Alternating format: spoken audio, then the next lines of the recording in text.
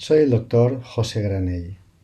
Voy a tratar el uso de la cirugía robótica para el tratamiento de la apnea del sueño.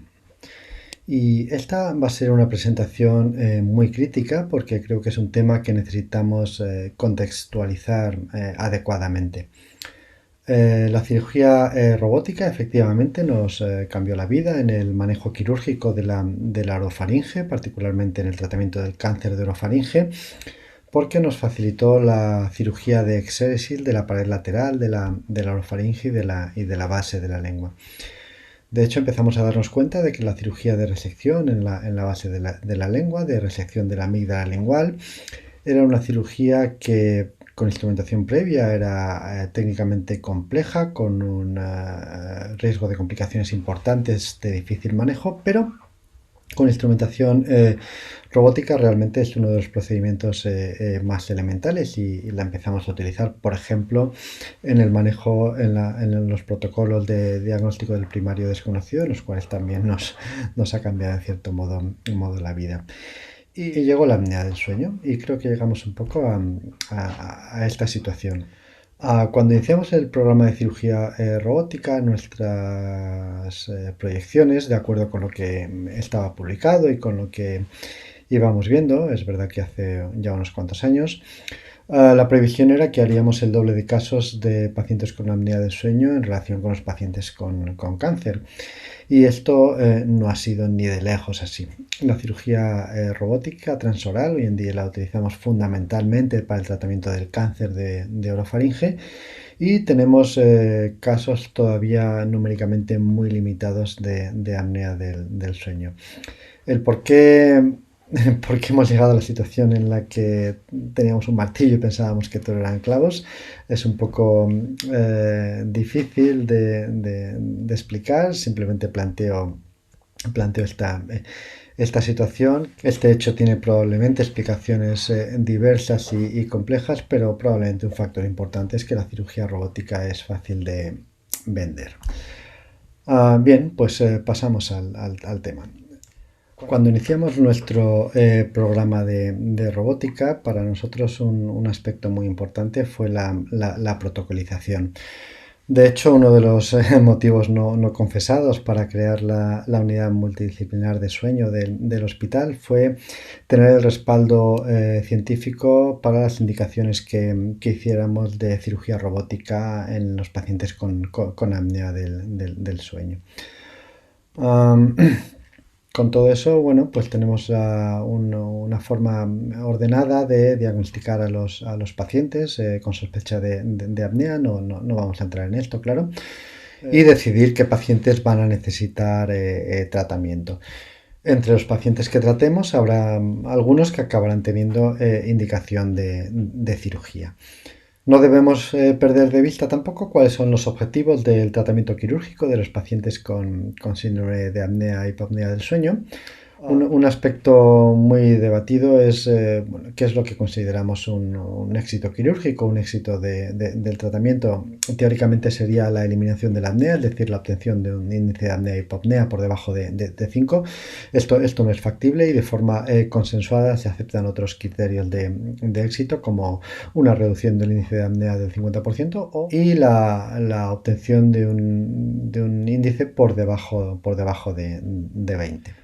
Sabemos que tenemos unas indicaciones de tratamiento quirúrgico en estos pacientes y una fundamental es esta, el fallo del tratamiento médico en pacientes que no toleran o rechazan el tratamiento gold estándar con CPAP.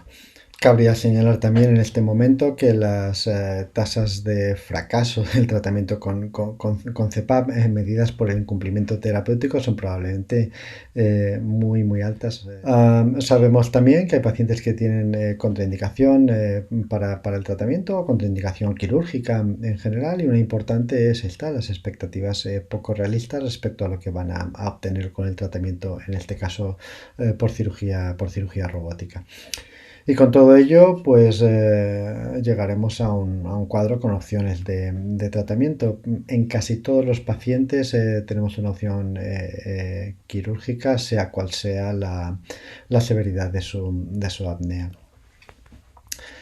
Sabemos también que existen unos factores predictivos de malos resultados con nuestra cirugía. Hay dos muy importantes, que son pacientes con índices de apnea muy elevados y este que es fundamental, la obesidad mórbida. Um, y este es un tema importante porque por circunstancias complejas de valorar, probablemente hay muchos pacientes que deberían hacer una reducción importante una reducción ponderal importante antes de someterse a cirugía robótica, y esto en determinados contextos, bueno, se es relativamente laxo con ello. Aparte de la justificación de esto, probablemente es que la cirugía robótica es fácil de vender, pero no debemos perder nunca de vista el manejo médico honesto de nuestros pacientes. Tenemos que hacer una exploración, una valoración completa, una exploración completa de la vía aerodigestiva superior del paciente, fundamentalmente porque normalmente la cirugía robótica de la base de la lengua la vamos a hacer en el contexto de una cirugía multinivel. La mayoría de los pacientes candidatos a cirugía van a ser candidatos a cirugía multinivel. Y la determinación de qué tipo de cirugía o sobre qué áreas de la anatomía de la vía aerodigestiva superior vamos a actuar nos va a ayudar a concretar la videosondoscopia. La videosondoscopia yo diría que hoy en día es un estándar en todas las unidades de sueño que funcionan formalmente como tales, y en nuestro caso es un prerequisito imprescindible en todos los pacientes que van a someterse a cirugía robótica por apnea del sueño. Y con todo esto tenemos de TORS, de cirugía robótica en los pacientes con SAS. No debemos de olvidar que lo que vamos a hacer básicamente es una cirugía de resección en la base de la lengua, y bueno, ha habido un debate al respecto, porque en estos pacientes nos interesa sí reducir masa en la base de la lengua, pero nos interesa reducir masa inerte, es decir, son mejores candidatos aquellos cuyo mayor volumen en la base de la lengua se debe fundamentalmente a una hiperplasia de la amígdala lingual, y no a aquellos pacientes que tienen un problema de exceso de músculo en la base de la lengua. Me gusta utilizar estas imágenes que tú me prestas de Filippo Montevecchi, con su autorización, por supuesto, para expresar esto que os acabo de contar. Y bueno, los pacientes con mejores candidatos a cirugía robótica de la base de la lengua son aquellos que tienen estos criterios de selección resumidos en la triple L: una hiperplasia de la base de la lengua baja, próxima a la vallécula, localizada, bien delimitada, y fundamentalmente linfática, es decir, debido a una hipertrofia de la amígdala lingual y no a una hiperplasia muscular en la base de la lengua. Por usar ya imágenes nuestras, pues bueno, este sería un caso típico. Nada más que ver el corte sagital para hacernos una clara idea de qué es lo que está pasando aquí, particularmente cuando el paciente se coloca en decúbito supino. Y aprovecho esta imagen para hablar también de la resonancia.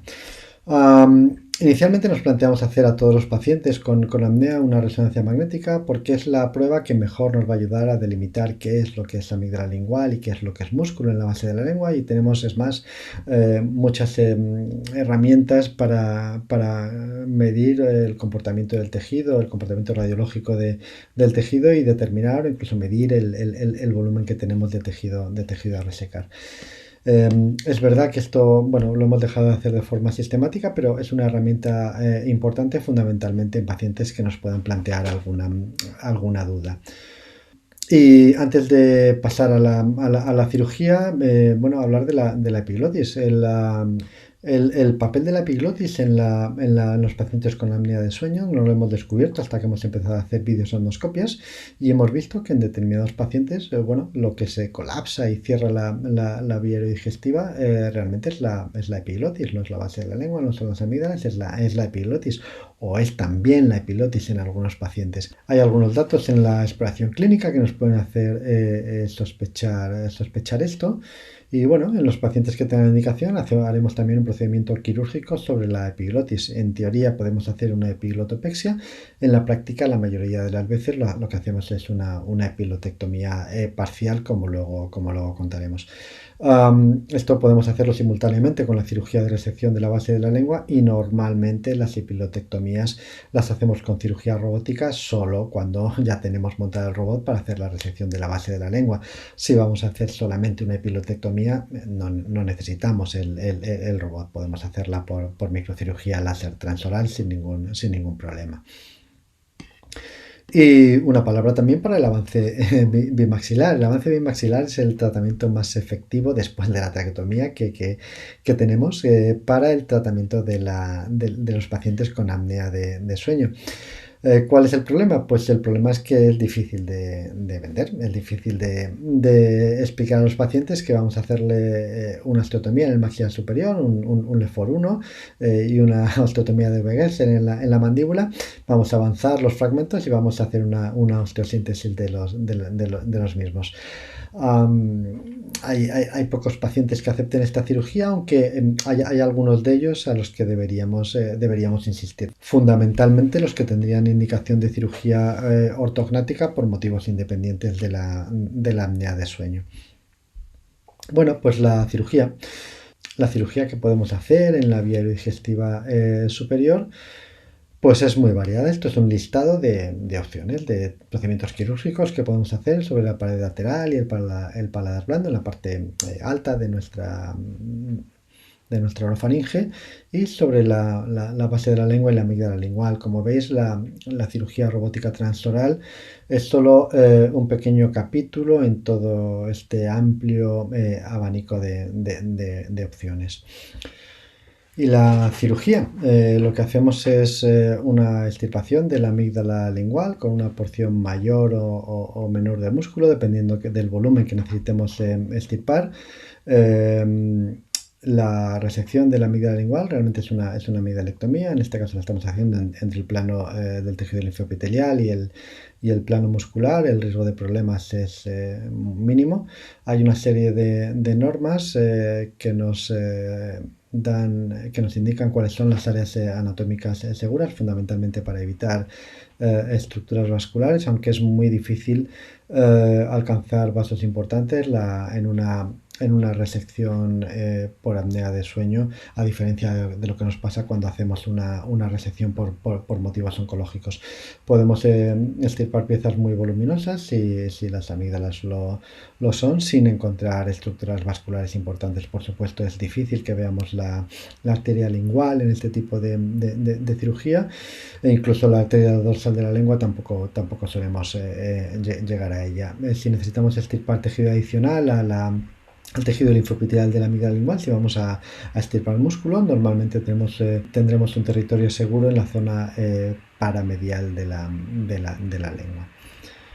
Y la epiglotis, lo que haremos es una epilotectomía parcial, una extirpación de los 2 tercios superiores de la epiglotis supraioidea, dejando el tercio inferior para mantener una vía de caída hacia los senos piriformes, aunque en ningún caso vamos a tener problemas deglutorios por esta exéresis. Os dejo para terminar unas referencias. Los nombres más reconocidos globalmente en la aplicación de la cirugía robótica, la apnea del sueño, son Claudio Vicini y Filippo Montevecchi, que son los que hicieron los primeros trabajos y presentaron los primeros casos. El grupo de UPenn, que fue el que desarrolló la TORS y le puso nombre a la cirugía robótica transoral, también empezó muy pronto a trabajar con ello. Erika Thaler en particular es la persona que se dedica a sueño en el departamento. Y bueno, los demás grupos potentes en sueño también empezaron enseguida con aplicar la robótica en el sueño, incluido el grupo de Friedman. En unos años empezamos a tener resultados que los distintos grupos fueron publicando.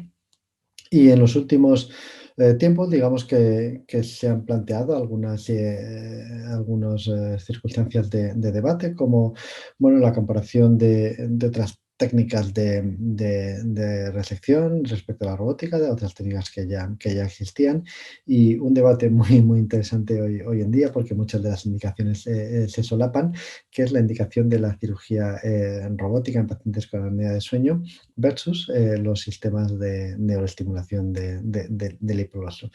Es un campo muy interesante del que probablemente iremos conociendo muchos aspectos en los próximos años. Y en fin, sí, como conclusión, sí, la cirugía en robótica es una herramienta más que nos ha ayudado a conseguir que nuestros pacientes duerman mejor.